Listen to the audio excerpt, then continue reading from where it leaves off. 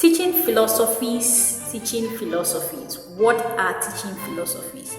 As a fresher, as a beginner teacher, what are some of your philosophies you're going to adapt as a teacher?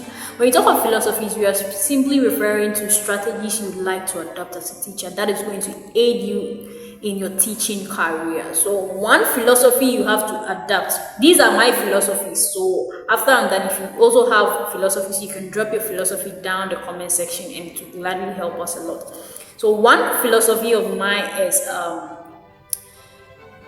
you might come across students with low IQ, but it doesn't mean that they are incapable. It doesn't mean that they do not have any other talent.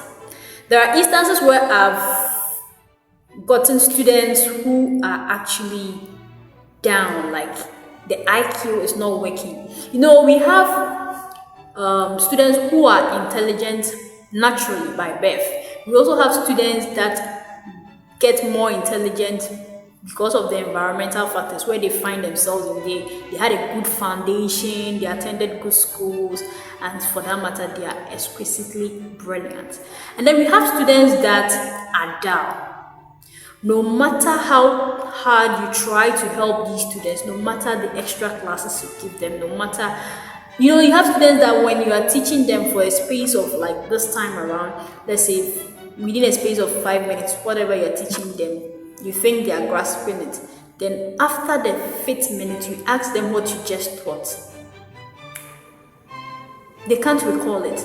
It's natural.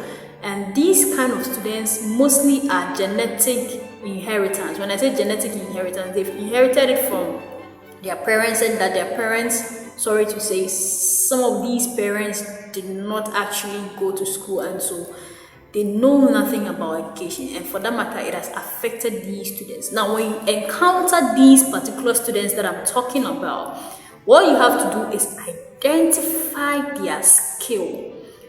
There are most times that I've come across students like that, and what I do is I identify their skills. So when I go to class, one thing I take note of is how they behave, how they give attitude as to whether they are respectful or not. And so I tell my colleague teachers that look at this particular boy, even though he's not brilliant, but trust me, if we are promoting them to Form 3, we should promote him because he's respectful. In as much as he's respectful, he has a skill. What is a skill? He knows how to play football. The fact that the student is dull does not mean that the student doesn't have any skill. We have students who are dull. They are not good in mathematics. They are not good in English. They find it hard to construct simple sentences, even in JHS2. In JHS2, they are finding it difficult to construct simple sentences. Let these students go. Just promote them. Let them go. After all, what they need, they already have the skill. And this time around, the talent is even paying huge sums of money, more than the educational certificate you're talking about. So that's my number one philosophy. Every student who is in the classroom is capable of something. Simple. My next philosophy is that the classroom is a family. You get it? Some of the students, when they come to school, that's when they find peace. Because most of these students do not live with their parents. They were not privileged to stay with their parents as compared to other students. When they wake up in the morning, their best days in the week is Monday to Friday because they get to leave the house and they find peace in school. And so when you encounter such students, all you have to do is encourage them to learn hard, because education never ends. Education will always continue to grow. It's dynamic, and so it changes. You get it? So classroom is family. Whether low IQ or whatever, every student has a skill. And so my next philosophy is based on the fact that every student is unique in his or her own way.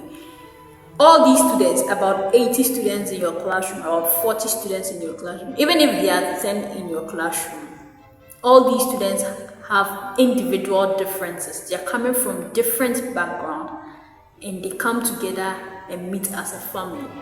Now, take note that all these students are unique in their own way. The fact that somebody is able to impress you, the fact that a student is able to impress you, doesn't mean that the remaining 9 students should impress you the same way.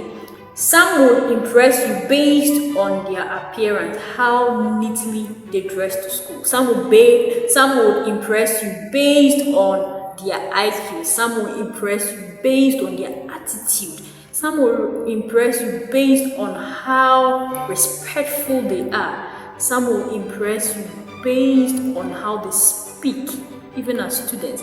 There are students that you as a teacher, you see the students and you go like, no, I'm shy of this student. I've encountered one before. I have this student who was brilliant, very, very brilliant. He was in JHS2 by then. And then his name was Brain, Brain, Brain, that was his name. This student was so brilliant and so comport. What's the word? Yeah. Brain was very, very comporting, respectful. Give me all the adjectives that classifies a good student. The guy has it. And for that matter, when you are going to beat him, even though it is a mass thing, the whole class did it, and you're going to beat him, you find it difficult to hit the guy because he's too calm, he's too mindful, he's too decent, classy. He's a student, JHS student.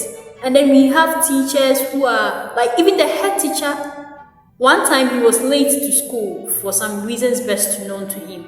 And the head teacher was actually beating the latecomers. It got to him and the head teacher just laughed. Like, he didn't know what to do, whether to hit this guy, whether to... You get it? So there are students that are unique. Every student is unique in their own way. However, how you interact with them will also depend on your teaching philosophy. And so these are some philosophies you should get to know and you should also adapt. However, hoping to see more philosophies in the comment section. And so thank you very much for watching this video. My name has always been Team Lottie. Please do also hit the like button, subscribe, and of course turn on the notification bell so that you don't miss important educational content from us. My name has always been Team Lottie. Thank you very much.